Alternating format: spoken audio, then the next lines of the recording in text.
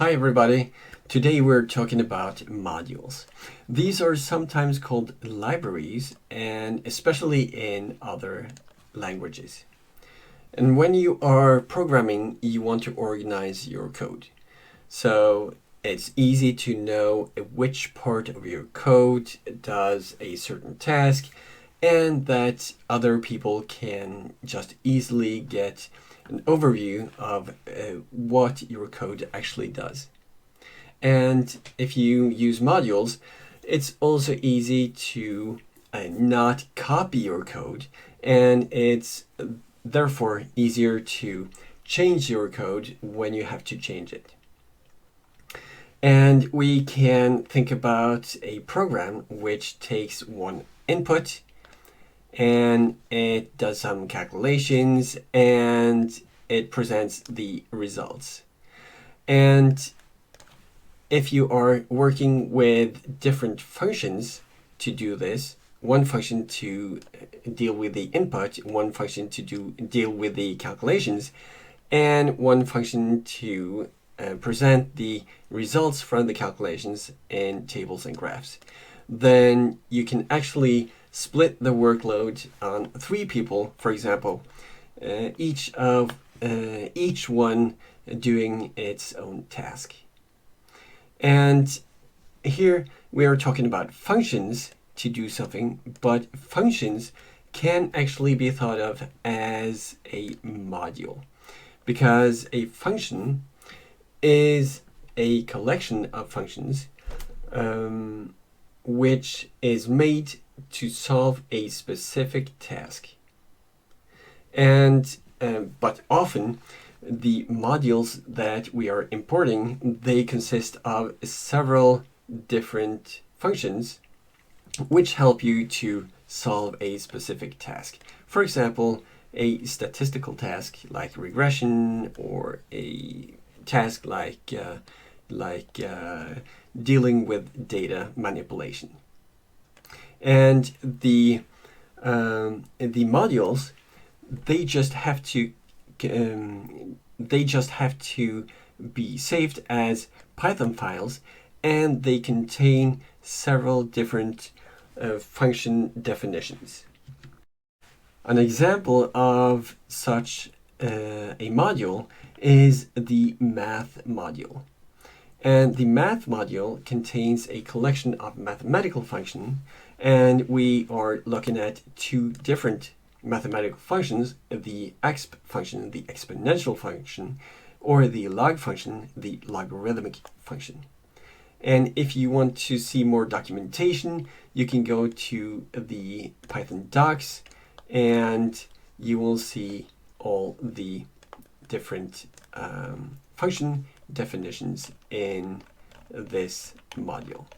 So it contains quite a bit of different mathematical functions, but we are only looking at the exponential and the logarithmic function in this video.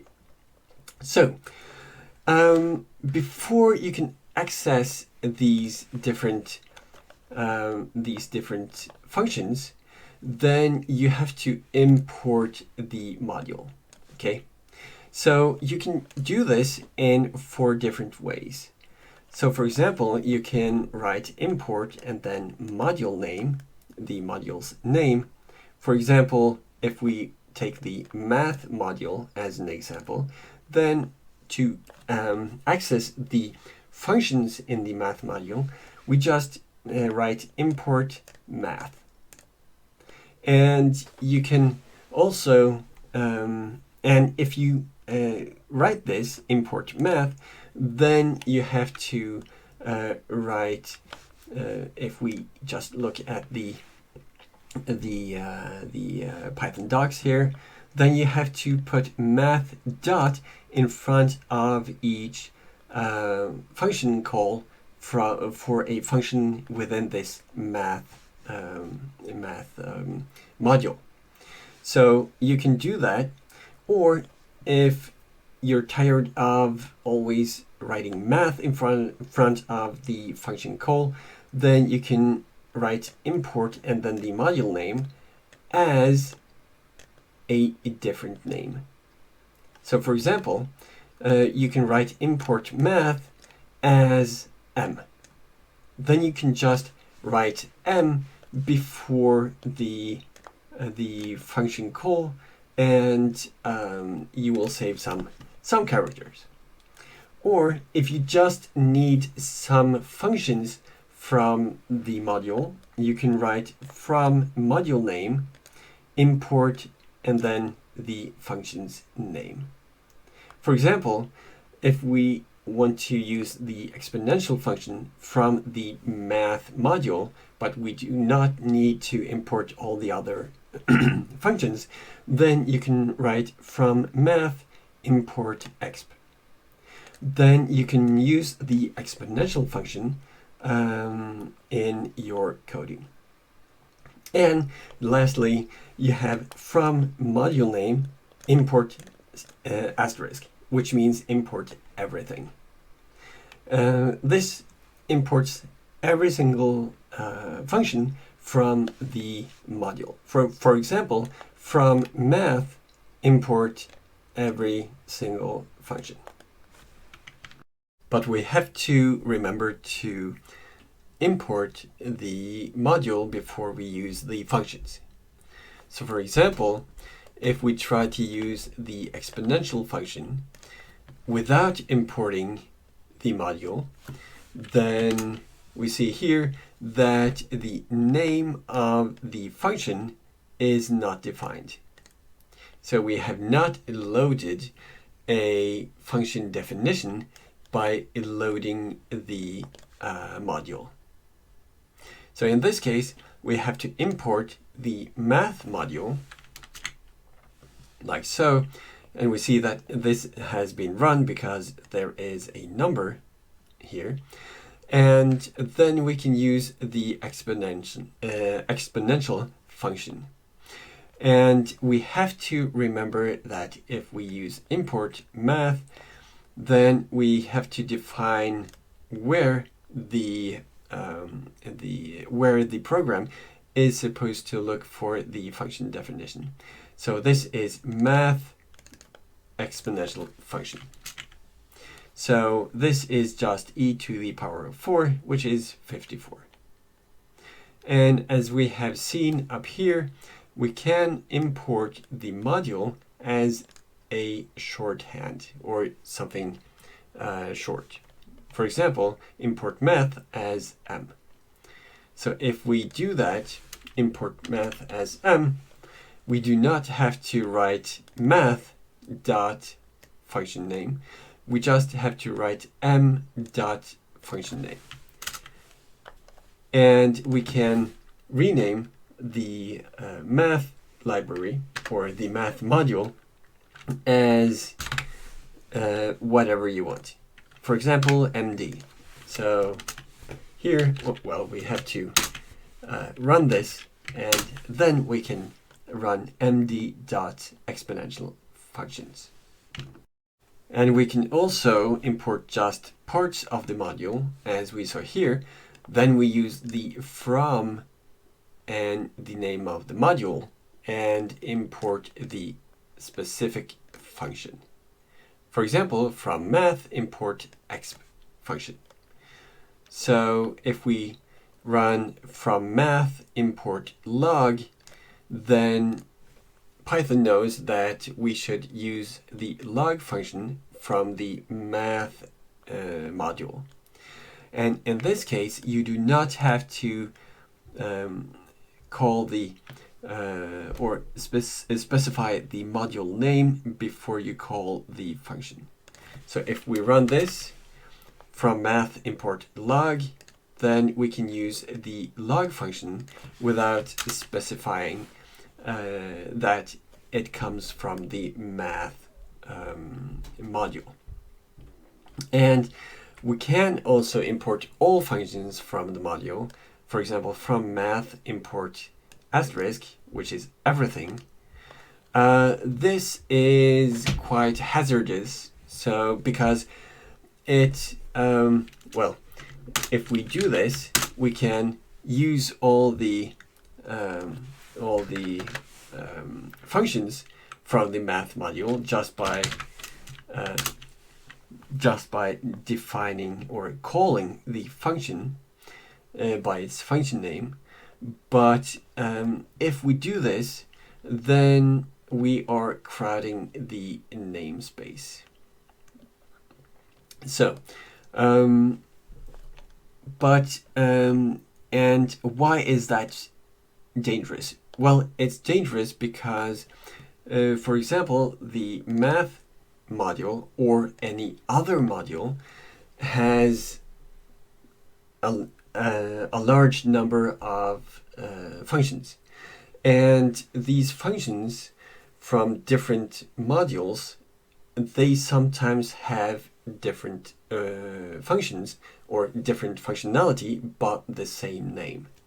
For example, the print statement is from base Python, but the a module might contain a function called print. So, and this might be because it's logical in that module to have a separate print function, but if you're importing everything from that module, including the print function, then when you, for example, want to print something, then you might not call the correct print function. So that's why it's better practice to use this, for example. Because then you know that whenever you use a function from the imported module, then you actually call that specific function. So, just to recap, we have 4 ways to import modules, which means that we have at least 3 ways to call the functions. So for example, if you import the math module by import math, then you have to place math dot in front of every function. If you use import math as m, then you have to use m dot in front of every function call. However, if you use from math import something, the function name, then you just have to use the function name to call the function. And it's the same with from math import everything, but this you should not use. But to show you how crowding out the namespace is dangerous, we can from math import factorial. And the factorial of 5 is just 5 times 4 times 3 times 2 times 1, right? So this should be 120. But what if we define our own factorial function by def factorial? It takes no arguments, and we have the colon before the function body. So this function just prints my factorial. What will happen if we call factorial with 5 as the argument? So will this factorial function from the math module be run, or will our own definition of factorial be run? In this case, our own factorial function, because it was defined last, will be run. And our function does not take an argument, but we try to pass an argument into this. So here we can just type factorial without an argument, and then we are calling our function correctly. But when we are writing factorial now as a function call, Python is trying to run our own factorial definition. So you can rename functions when importing functions. So for example, you have from math import factorial as fact. So if we run this and we see that, well, the factorial here is just my factorial function, but if we want to have the factorial function from math, we have renamed it as fact. So here we are writing fact, and we are, for example, entering 6 as the argument, and we get 720. So we can also define our factorial here as my new factorial. This takes an argument, but and this enables us to pass in an argument, but it's not used. So now if we write factorial with an argument, we get to run this code, my new factorial. One of the largest benefits of modules is that you can use or you can make your own modules. And then you can make your own modules to solve a specific task.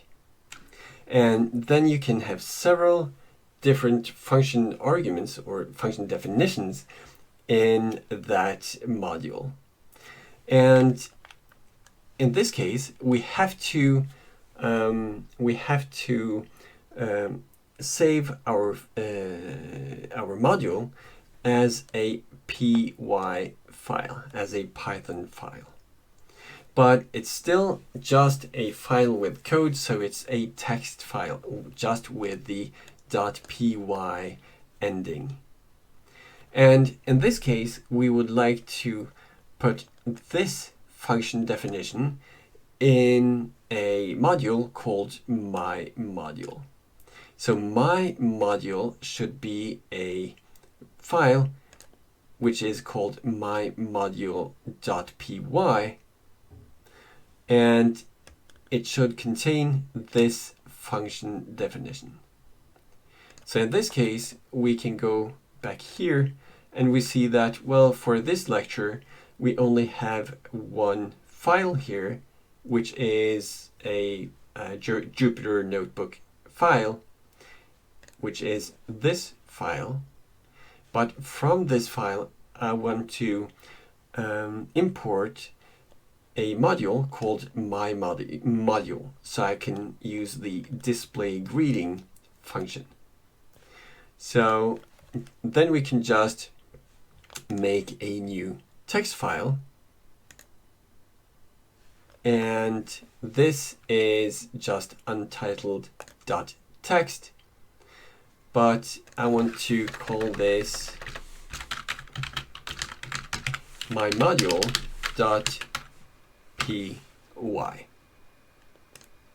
Okay, so now we have made my module.py. We can see that if we go here, my module.py.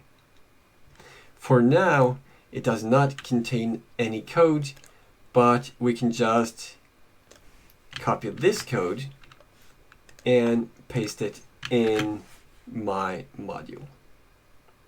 So here we have my module.py, and it contains a function definition. And we just save this, and then we can close it, and then we have our own module with one function. And if we want to, if we would like to use that function, which is called display greeting, we cannot just run display greeting function call, because the name display greeting is not defined yet. We have to import the module first. So when we're importing, we are basically running the code within my module defining this function. So if we go back here, we run this import my module. So now it has run. Then we can write my module dot display greeting. I display a greeting. So that's just what the function does. So just remember to place the module file in your working directory. So, and we could also use the import module name as something short, because we do not want to write my module every time we want to display a greeting. For example, import my module as mm and run this. Then we can just write mm.display greeting. And we actually display a greeting. And later in this course, we are going to work with different modules, which are just different collections of functions in this class. So, for example, we are going to use NumPy for simulations. We're going to use SciPy and SymPy. This is just for mathematical operations. And we are going to plot and make graphs with matplotlib. And the random, well, I can run this function, or random module contains functions which will give us random numbers, much like the NumPy. And for example, the pandas module contains a lot of functions which help us to load and manipulate data. And of course, we are going to work with financial data from yahoo.finance. And we are not going to get into these modules, which is the time calendar or Pygame and so on modules, but they are quite interesting to learn in themselves. The time and calendar modules, they deal with time and dates, and so that's actually quite nice to learn, but not in this class. Pygame, with Pygame, you can actually make small but really interesting games. And with Excel Wings, you can join Python with Excel, and with scikit-learn and TensorFlow, you can fit machine learning models and artificial neural network models. So, for example, we are going to import the uniform function from the random module.